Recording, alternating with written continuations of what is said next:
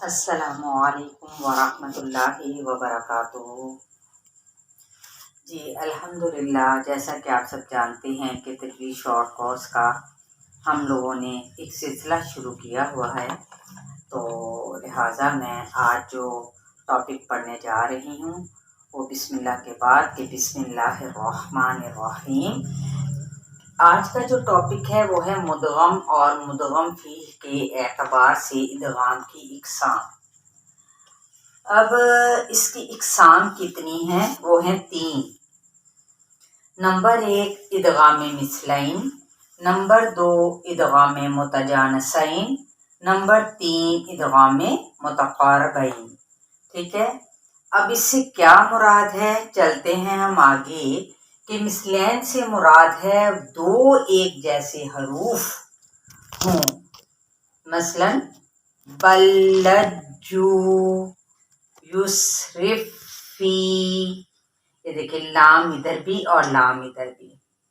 ٹھیک ہے، یہ 2 ایک جیسے حروف ہیں نا، لام اور لام، اسی طرح سے فا اور فا، تو اس کو کہتے ہیں ادغام مثلین، یعنی مثل کا کیا مطلب ہے؟ ایک جیسا۔ ٹھیک ہے، ایک جیسا ہونا، اور یہ دونوں الفاظ یا حروف جن کو کہا جاتا ہے یہ دونوں سیم ہی ہیں۔ مدغم اور مدغم فی میں ایک ہی مخرج بھی ہو اور ساتھ میں صفات بھی ہوں، یعنی مخرج بھی ایک اور صفات بھی سیم ہی ہوں۔ اب اس کی مزید ایگزامپلز دیکھ لیتے ہیں قرآن پاک کے اندر سے۔ لن ندعو، لن ندعو، یہ دیکھیں نون ساکن اور نون متحرک۔ اب اذهب، اذهب، ذال اور ذال۔ قد دخلوا، قد دخلوا، ٹھیک ہے، یہ دال اور دال۔ وَلْيَكْتُبْ بَيْنَكُمْ، وَلْيَكْتُبْ بَيْنَكُمْ۔ اب اس میں دیکھیں با کی جو کلکلے کی صفت ہے وہ اس کے اندر سے ختم ہو جائے گی۔ ٹھیک ہے، لیکن صفات یہ دیکھیں ویسے دونوں کی سیم ہے نا، دال کی بھی سیم ہے۔ ٹھیک ہے، یہ بھی دال یعنی کلکلا کیا جاتا ہے، ادھر با ساکن ہونے پر بھی کلکلا کیا جاتا ہے، لیکن جب الگ کریں گے، لیکن جب ملا کے پڑھیں گے وَلْيَكْتُبْ بَيْنَكُمْ۔ اسی طرح سے اب اس کی دوسری قسم ادغام کی دیکھ لیتے ہیں مدغم اور مدغم فی کے اعتبار سے، وہ ہے متجانسین۔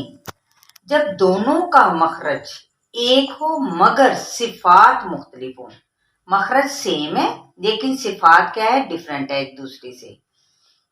قد تبین، قد تبین اذ ظلموا، اس میں کیا ہے؟ پہلا ساکن ہے اور دوسرا حرف کیا ہے؟ متحرک ہوگا، تو اسے ادغام متجانسین کہیں گے۔ ٹھیک ہے، اس کی مزید مثالیں ہم جب دیکھتے ہیں تو اس سے پہلے تھوڑا سا سمجھنا ہمیں اس کے بارے میں ضروری ہے کہ متجانسین سے کیا مراد ہے۔ یعنی پہلا ساکن اور دوسرا متحرک ہوگا تو ادغام متجانسین اسے کہیں گے۔ یعنی دال اور تا کا مخرج کیا ہے؟ یہ یہاں پہ دال اور تا کا جو سا مخرج ہے وہ کیا ہے؟ بالکل سیم ہے، لیکن صفات ان دونوں کی الگ ہے۔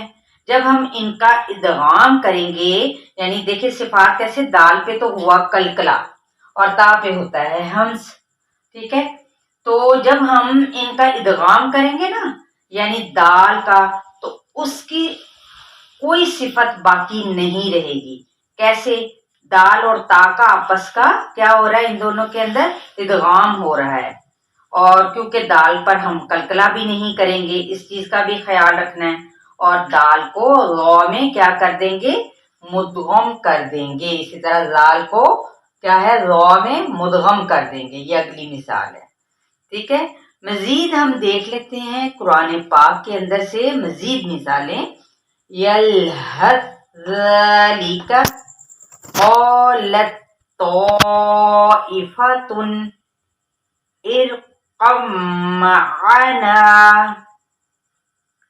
ٹھیک ہے، اب ہم چلتے ہیں آگے مزید متقاربین، جو کہ اس کا تیسری قسم ہے ادغام متقاربین، یعنی دونوں جب حروف قریب المخرج ہوں، جیسے قربی من لدنہ، اس میں کیا ہے، نون کی صفت جو سی ہے وہ کیا ہوگی، ختم ہو جائے گی، کیونکہ دونوں کا مخرج یعنی لام اور را کا قریب ہے، اور اسی ادغام کو ادغام متقاربین بھی کہا جاتا ہے۔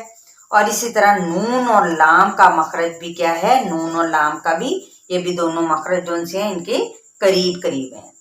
اب ہم چلتے ہیں ان کی مزید ایگزامپلس کی طرف۔ قرآن پاک کے اندر جو مثالیں ہیں وہ بھی دیکھ لیتے ہیں کہ قال بر ربکم، قال بر ربکم، اب یہ دیکھیں بل نہیں پڑھیں گے ہم، بل ربکم نہیں، یہ لام جو سا کیا ہو جائے گا، حذف ہو جائے گا، تو اس میں کیا ہو جائے گا، قریب قریب مخرج کیا ہو جائے گا، را پہ، جیسے بر ربکم من والن اللہ تعبدو، ٹھیک ہے۔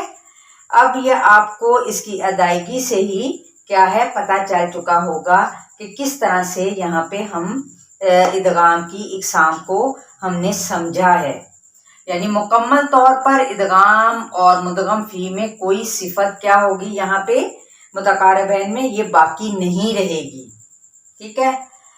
اور امید کرتی ہوں کہ آپ کو ان کی سمجھ آ چکی ہوگی۔ ادغام کی اقسام 3 ہیں۔ مثلین سے مراد ہے ایک جیسے حروف ہوں گے، بالکل سیم ہوں گے، اور متجانسین میں کیا ہے کہ ان کی جو مخرج ہے وہ ایک ہوگا لیکن صفات مختلف، اور یہاں پر دونوں ہی سیم ہوں گے، مخرج بھی سیم اور صفات بھی سیم، ٹھیک ہے۔ اب ہے یہ جیسے یہ ظلموا، یعنی پہلا ساکن اور دوسرا حرف کیا ہوگا، متحرک ہوگا۔ اور جب ہم آگے متقاربین میں چلتے ہیں تو متقاربین میں کیا ہے کہ دونوں کا جیسے قربی، یعنی ان دونوں حروف جو ان سے ہوں گے یہ قریب المخرج ہوں گے، ٹھیک ہے، اور اسی ادغام کو ادغام متقاربین بھی کہا جاتا ہے۔ تو امید کرتی ہوں کہ آپ کو یہاں تک سمجھ آ چکی ہوگی انشاءاللہ تعالی، اور مزید آپ پھر انشاءاللہ جب بھی ہمیں فرصت ملے گی تو اس کی مزید دیکھ لیں گے کہ اس میں ناقص کیا ہوتا ہے، تام کی مثالیں کیا ہیں، اور ناقص کی مثالیں کون کون سی ہیں، ٹھیک ہے۔ چلے جی، السلام علیکم ورحمۃ اللہ وبرکاتہ۔